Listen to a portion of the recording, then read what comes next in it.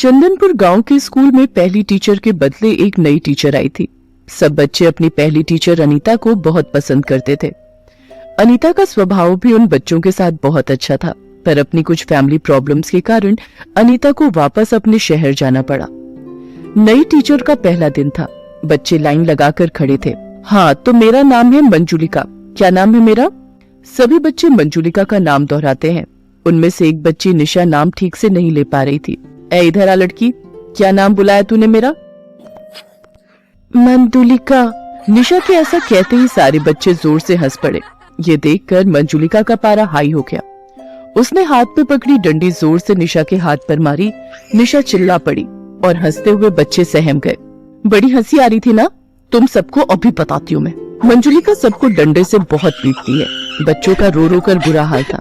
अगर किसी ने भी अपने घर जाकर ये कहा कि आज स्कूल में तुम सबकी पिटाई हुई है, तो फिर मुझसे बुरा कोई नहीं होगा, समझे? मंजुलिका की गुस्से से भरी लाल आंखों से बच्चे इतने सहम गए कि उनमें से कुछ बच्चों का तो बाथरूम ही निकल गया। गरीब मासूम बच्चे मंजुलिका से डर गए थे। घर जाकर किसी भी बच्चे ने स्कूल में पिटाई की बात अपने घर वालों को नहीं बताई। कान खोलकर सुन लो तुम सब। कल 10-10 रुपए स्कूल लेकर आना। अगर जो नहीं लाया फिर उसकी क्या हालत होगी ये उसी समय पता चल जाएगा। चोरी करके लाओ या फिर छीन कर लाओ या मांग कर, पर मुझे कल पैसे चाहिए। बेचारे गरीब बच्चे जिनके माता पिता मजदूरी करते थे, किसी न किसी तरह रुपए लेकर स्कूल पहुंचते हैं। पर निशा बहुत ही गरीब बच्ची थी। उसके पिता नहीं थे और उसकी माँ मेहनत मजदूरी करती थी। माँ बीमार थी, इसलिए निशा पैसे नहीं मांग पाई और बिना पैसों के स्कूल पहुंची। कहाँ है तेरे पैसे? तुझे बोला था ना कि आज पैसे लेकर आने हैं, तो क्यों नहीं लाई? टीचर, मेरी माँ की तबीयत ठीक नहीं है, घर में पैसे नहीं थे, माँ मजदूरी पर नहीं गई। मैंने माँ को बोला था, पर माँ ने कहा कि वो आज नहीं दे सकती, 1-2 दिन बाद दे देंगी। मैं आपको 1-2 दिन तक दे दूंगी टीचर जी। चल फिर ठीक है, जब तक तू मुझे पैसे लाकर नहीं देती तू पूरा दिन धूप में खड़ी रहेगी। जा वहां धूप में जाकर खड़ी हो जा। मैडम जी, छोटी बच्ची है, माफ कर दो ना, बेचारी गरीब है। तुझे बड़ा तरस आ रहा है?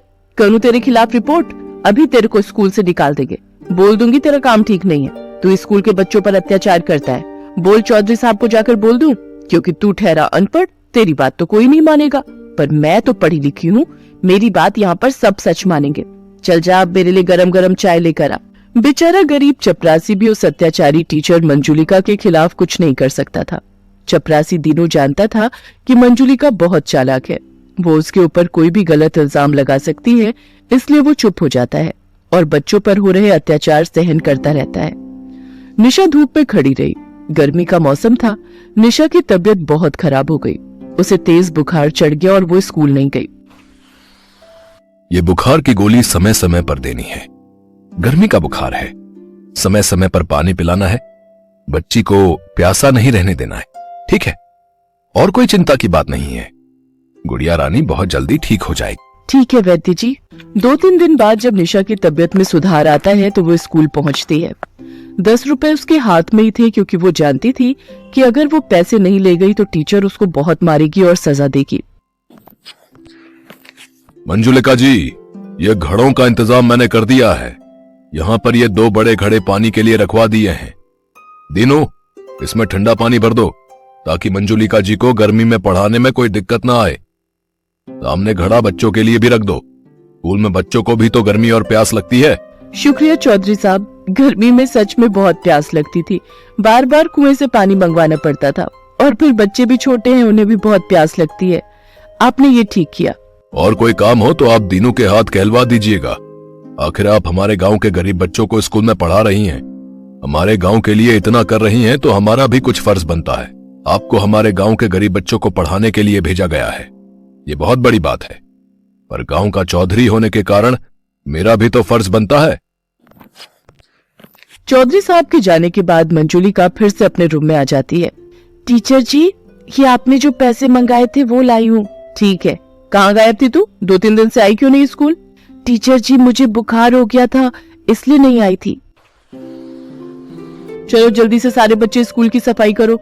कितना गंदा हो रहा है यहाँ, एक भी कूड़ा नजर नहीं आना चाहिए। चलो सब किताबें अपने बस्ते में रखो और स्कूल की सफाई के लिए शुरू हो जाओ। छोटे छोटे मासूम बच्चे हाथों में झाड़ू पोछा लिए पूरे स्कूल को साफ करने लगते हैं। जिन हाथों में किताबें होनी चाहिए उन हाथों में झाड़ू पोछा था, और ये सब अत्याचारी टीचर मंजुलिका के कारण था। मंजुलिका आराम से अपनी कुर्सी पर बैठी फल फ्रूट खा रही थी और बच्चे साफ सफाई कर रहे थे। कुछ भी कहो, चौधरी साहब के भेजे हुए आम और तरबूज हैं बड़े मीठे। ओ, अरे मेरी चप्पल फिर टूट गई। इधर आओ तुम सब में से मोची किसका बाप है? टीचर जी, मेरे बापू जूते पालिश करते हैं। अच्छा, ये तो बहुत बढ़िया बात है। ये हुई ना अच्छे बच्चों वाली बात। चल, अब ये मेरी चप्पल आज घर ले जाना और अपने बापू से जुड़वा लाना। हाथ आगे कर। तू भी क्या याद रखेगा कि टीचर ने तुझे तरबूज खाने के लिए दिया है। ले, पकड़ टुकड़ा।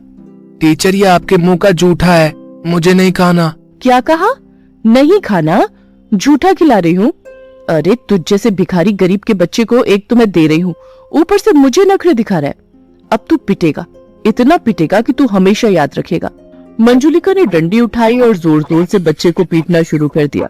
बच्चा रोता रहा, चिल्लाता रहा, पर मंजुलिका ने उसकी दर्द भरी चीख नहीं सुनी। बच्चा दर्द से करा रहा था। गलती हो गई, छोड़ दो टीचर जी, माफ कर दो। किसी तरह चपरासी दीनू उस बच्चे को मंजुलिका से छुड़वा लेता है, पर दीनू बहुत परेशान हो चुका था। मंजुलिका ने हद पार कर दी थी। उसे समझ ही नहीं आ रहा था कि वो किस तरह से मंजुलिका की सच्चाई चौधरी और गांव के सब लोगों को बताए। बच्चे भी बहुत डरे हुए थे। और फिर एक सुबह, अरे आज दूसरे घड़े में तो पानी ही नहीं है, बहुत प्यास लग रही है। वो दूसरे घड़े में देखते हैं, शायद उसमें पानी होगा। दोनों बच्चियां दूसरे घड़े से पानी लेने के लिए जाने लगती हैं, पर जैसे ही निशा घड़े को हाथ लगाने लगती है, अचानक से मंजुलिका वहां आ जाती है और निशा का गला दबा देती है। टीचर जी, छोड़ो मेरा गला, दुख रहा है, मेरा दम घुट रहा है। मेरे से बिना पूछे गरीब भिखारी अछूत घड़े को हाथ लगाती है, आज तेरी खैर नहीं। तभी दीनू के साथ गांव के चौधरी साहब और बाकी गांव वाले भी आ जाते हैं, जिनमें निशा की माँ भी होती है। छोड़ उस लड़की को, छोड़ उसे। चौधरी साहब, अब आप? अरे मैं तो। तभी निशा की माँ मंजुलिका को जोरदार थप्पड़ लगाती है। निशा अपनी माँ से लिपट कर रोने लगती है। माँ, ये टीचर बहुत गंदी है, हमें बहुत मारती है माँ। मेरी बच्ची। ललन, इंस्पेक्टर साहब को फोन मिला। इस टीचर को कड़ी से कड़ी सजा होगी। माफ कर दीजिए चौधरी साहब, आइंदा ऐसा नहीं करूंगी। चौधरी साहब, कब से सोच रहा था कि इस अत्याचारी टीचर की शिकायत करूं। पता नहीं भगवान ने मुझे कहां से हिम्मत दे दी, और मैंने आपको कल रात सब कुछ सच सच बता दिया। आपकी आंखों के सामने गुनहगार है चौधरी साहब। इन गरीब मासूम बच्चों पर बहुत अत्याचार हुआ है। कहते कहते दीनू रो पड़ता है। आज उसने हिम्मत की और गांव के गरीब बच्चों को एक अत्याचारी टीचर से मुक्ति दिला दी। मंजुलिका को सजा हो जाती है और उसके सारे सर्टिफिकेट छीन लिए जाते हैं। उसके क्रूर और अत्याचारी स्वभाव के कारण आज उससे एक टीचर का पद छिन जाता है। सबके आग्रह करने पर फिर से बच्चों की प्रिय टीचर अनीता को वापस बुला लिया जाता है। अनीता भी जब बच्चों के साथ हुए अत्याचार के बारे में सुनती है तो उसकी भी आंखें भर आती हैं। मासूम बच्चे बहुत खुश थे क्योंकि उन्हें अपनी प्यारी टीचर फिर से मिल गई थी।